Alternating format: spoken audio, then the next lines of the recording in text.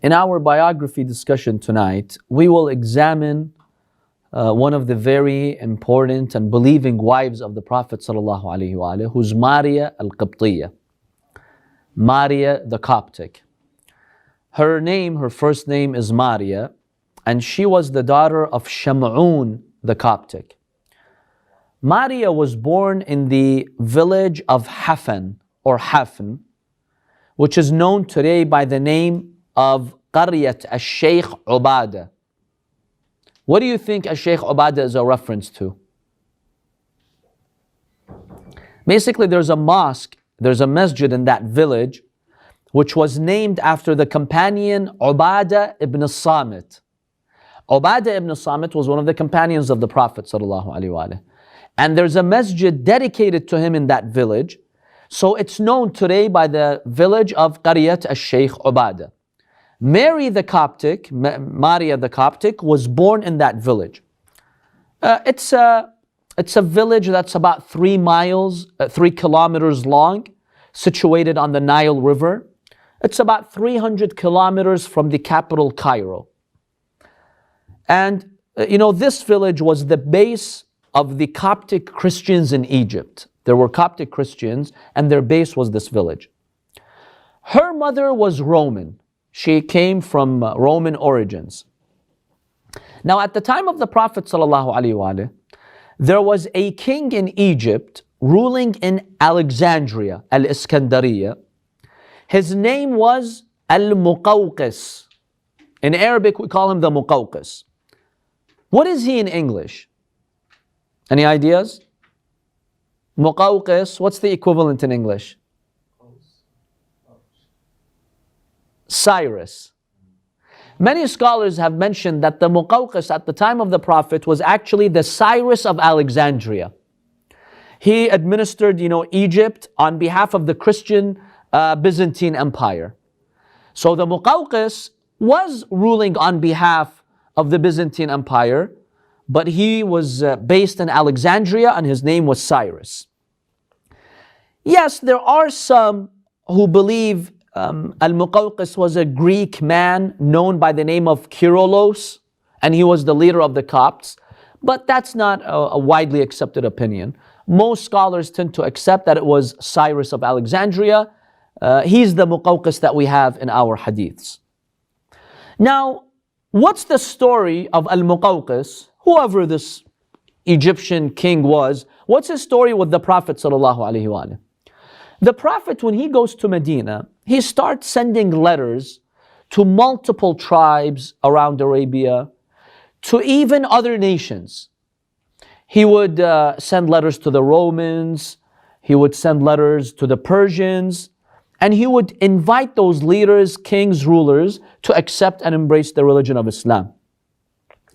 In one of those instances, the Prophet sends his companion Hatib ibn Abi Balta'a. Hatib was one of the companions of the Prophet.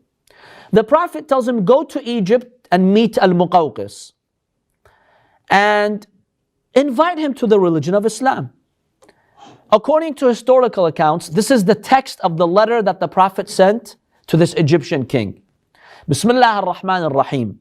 Min Muhammad ibn Abdullah ila al-Muqawqis azimi Misr. This letter is from Muhammad, the son of Abdullah, to the great leader of Egypt.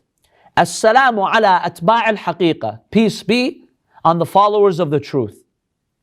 Amma ba'd. فَإِنِّي أَدْعُوكَ إِلَى الْإِسْلَامِ. I invite you to the religion of Islam. If you accept my invitation, Allah will multiply your reward. And if you don't, Allah will hold you responsible for the deviation of the Coptics. You're the leader of the Coptics. If you believe, Allah will intensify your reward. Otherwise, you will be held responsible. The Muqawqis took the letter from Hatib and he started to contemplate the words of the Prophet ﷺ, the seal of the Prophet. Then he put it in a very respectable, valuable case. And he told Hatib ibn Abi Balta'a, the companion who brought the letter, tell me about Muhammad. Tell me about his message. Tell me about his character. I want to know about his life. When he hears the words of Hatib, he starts to feel confident that the Prophet is indeed a messenger sent by Allah subhanahu wa ta'ala. But does he accept Islam? No. Why? He said to Hatib, look, my understanding or my expectation was that the last messenger would emerge from Sham, the Syria region, because that is the cradle of prophets, the Holy Land, the Palestine area. Now that I come to know that he's come from Jazirat al-Arab, the Arabian Peninsula, I don't think the Coptics will follow him. And they will oppose me.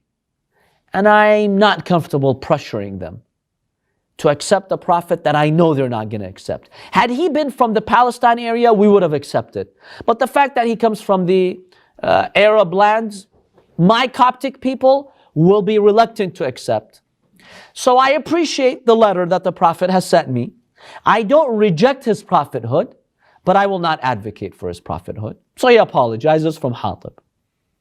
But to show his appreciation to the Prophet, that look, I'm not against you. I appreciate the letter that you sent me. So he gives the Prophet the following reply. He says, I've read your letter and what you were calling me to. But honestly, I thought the last prophet was going to come from Syria or Ard al-Sham. And to honor you, I am sending you valuable gifts. I am sending to you 2 slave girls from the Coptic lands, and I am sending you a number of other valuable items, money, valuable garments and clothing, and so on and so forth. He gives the letter to Hatib. He says, I apologize. The Coptics are not going to accept this invitation. Go to your Prophet and give him my gifts. So Hatib goes to the Prophet with 2 slave girls. Their name were Maria and Sirin. Sirin is actually Shirin. Her original name was Shirin, but the Arabs would pronounce it as Sirin. In addition, with the money that Cyrus sent to the Prophet and the valuables, he also sends a man who was a cousin of Maria. His name was what? Jurayh. He also sends him to be there, serving them. Some sources indicate that when these 2 sisters, those 2 slave girls, Maria and Shirin, when they left their hometown, they did not know what was going to await them, so they felt sad. Being taken into slavery and being gifted to someone, will they be treated well or not? They really were concerned. So Hatib sensed the grief and the disappointment in them. So he started to tell them about the Muslim community. He told them, look, don't have any fears. You're going to a Muslim community, and let me tell you about the Prophet. These are his qualities. These are his descriptions. When Maria and her sister heard about the descriptions of the Prophet, sallallahu alaihi wasallam, they became fascinated. They said, wow, this seems like a very decent man. And in fact, everything that you say about him fits a prophet. So we look forward to going and meeting the Prophet sallallahu alaihi wasallam. And some sources indicate even before they arrived the city of Medina, they became Muslim. They said the Shahadatain and they believed in the message of Prophet Muhammad sallallahu alaihi wasallam when they heard the descriptions of the Prophet through the words of Hatib. So they converted on their way to Medina.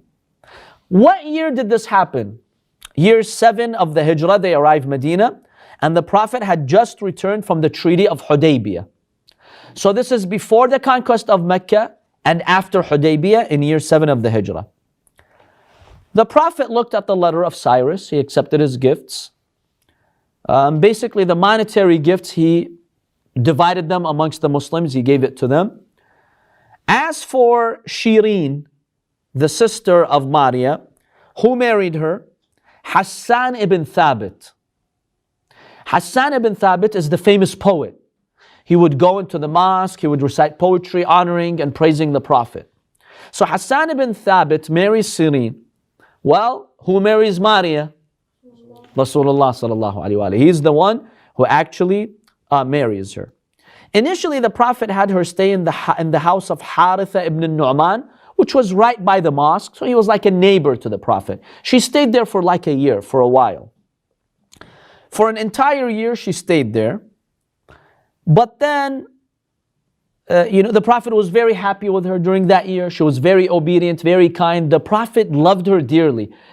And some of the wives of the Prophet, they started to grow jealous, specifically Aisha. And so, they basically asked the Prophet ﷺ not to spend that much time with her and to have her relocate somewhere else. Sometimes they would belittle Maria because she was brought as a slave girl. But remember that we do have instances of previous prophets having, children and even marrying slave girls. And so Maria would think of those previous prophets who did have a special bond with a slave girl, a blessed marriage that Allah subhanahu wa ta'ala, had allowed for the prophets. Which great prophet of God had an amazing progeny from a slave girl? Ibrahim alayhi salam. From who? Hagar. Hagar was a slave girl owned by who? Who owned Hagar? Sarah, the wife of Prophet Ibrahim, who was also a relative of Prophet Ibrahim. She owned Hagar. They couldn't conceive, they couldn't have children. So she felt bad for Ibrahim. She told him, look, I gift you my slave girl and you marry her. Inshallah, Allah will give you a progeny. He does. When Allah gives him Ismail, she became jealous. She gets the boy and I don't have any children. She told him, look, Ibrahim, I can't stand her here. Leave. Leave this town. They were in Palestine. Leave.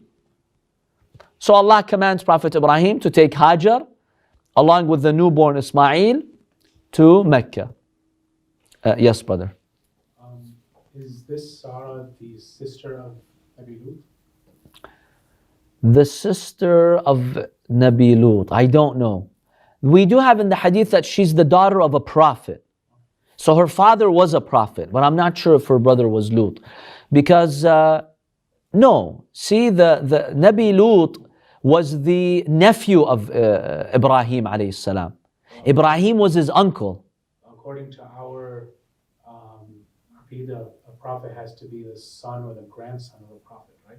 So even Nabi Lut would have to be... No, the prophet doesn't have to be the son or grandson of a prophet. Yes, he has to be the son of a believer in God, but it doesn't have to be a prophet. He wouldn't have been the son of Azar either. Who? No, Lut was not the son of Azar. No. In our hadiths, Lut is the nephew of Ibrahim.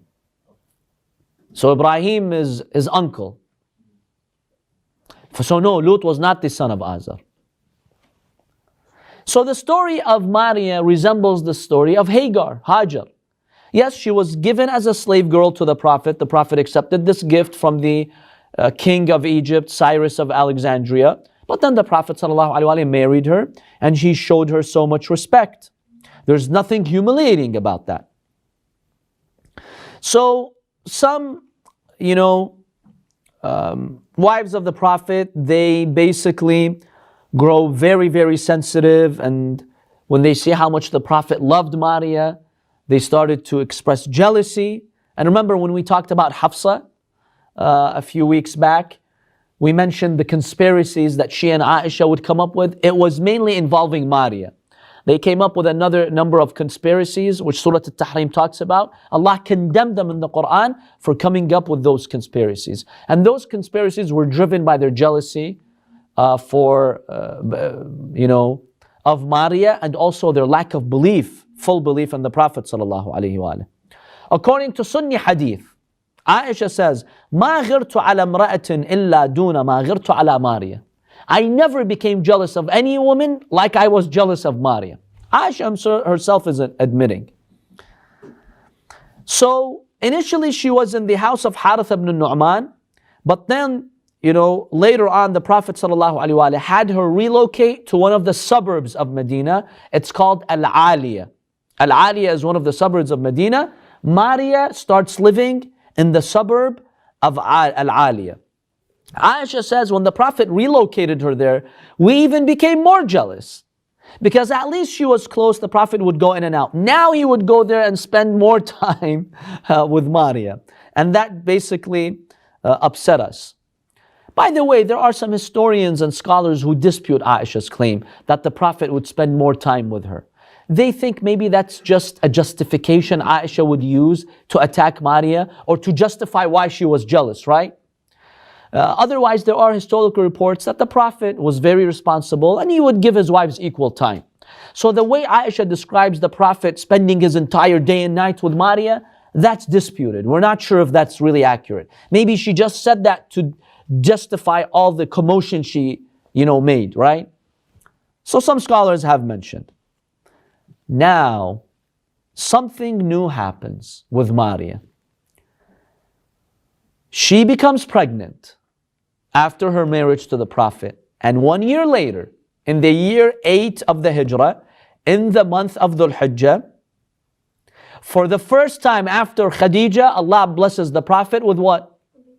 A child, a baby, and it was a son. Jibreel comes to the Prophet and he gives him the news. He told him, Assalamu alayka ya Aba Ibrahim. Peace be upon you, O the father of Ibrahim. So Jibreel was commanding the Prophet to name his son what? Ibrahim. Allah subhanahu wa ta'ala has given you right now a son from your spouse, Maria. And He commands you to name him Ibrahim. And Allah congratulates you for this birth. And Allah subhanahu wa ta'ala will make him the light of your eyes in the dunya and the akhirah. So she gave birth to Ibrahim, Maria gave birth to Ibrahim on the 8th of Dhul Hijjah, year 8 of the Hijrah. No, not the 8th of Dhul Hijjah. In the month of Dhul Hijjah, year 8 of the Hijrah in Al-Madinah Al-Munawwara. But the tragic event is that how long did he live? Less than 2 years. So when he was still breastfeeding, before he was even weaned, 18 months later he dies. And the Prophet embraces him in those final moments when he was struggling with his illness, and basically he was an infant who died in the arms of the Prophet ﷺ. He died in the year 10 of the Hijrah. So about 2 years later. So he did not survive. And the Prophet ﷺ was very disturbed by this. In fact, he was seen crying. One of his companions told him, Ya Rasulullah, why are you crying? Are you objecting to the will of God? The Prophet said, no. He famously stated his words, إِنَّ الْعَيْنَ لَتَدْمَعُ وَإِنَّ الْقَلْبَ لَيَحْزَنُ وَلَا نَقُولُ مَا يُسْخِطُ الرَّبِّ. The eyes can be tearful, we can cry. The heart can feel sadness, that's okay. But we don't say that which angers the Lord. I'm not objecting, but I'm a human being. I'm sad. It's okay to cry when your child dies. So, some ignorant companions, they thought this was not okay.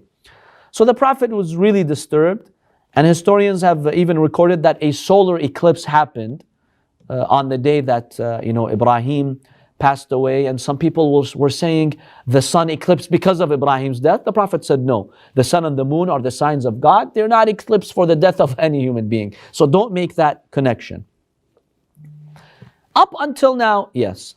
The other son of the Prophet, Qasim, was he born before Ibrahim? Yes, Qasim was born before Ibrahim. And in fact, Qasim, or some even call him Abdullah, maybe as his kunya, he was the son of Khadija. And he died in Mecca. He did not survive even into the days of Islam. Were there any other sons from Khadija that was born? Some have also mentioned al-Tahir. It's not clear whether the Prophet had 2 sons that died from Khadija. His name was Qasim, and then maybe a title Tahir, and then maybe another title Abdullah. Or there were 2 sons. So some historians believe there were 2 sons, Qasim and Tahir, and his kunya was Abdullah. Whereas some believe it was maybe 1. But there are a lot of historians who believe 2 sons of the Prophet died in Mecca and 1 in Medina. So in total, the Prophet had 3 sons who died. 2 from Khadija, 1 from Maria. So the Prophet ﷺ, basically, he prays on his body, and they bury him where? at the Baqi'. Today you can go and, the location of Ibrahim's grave is even known.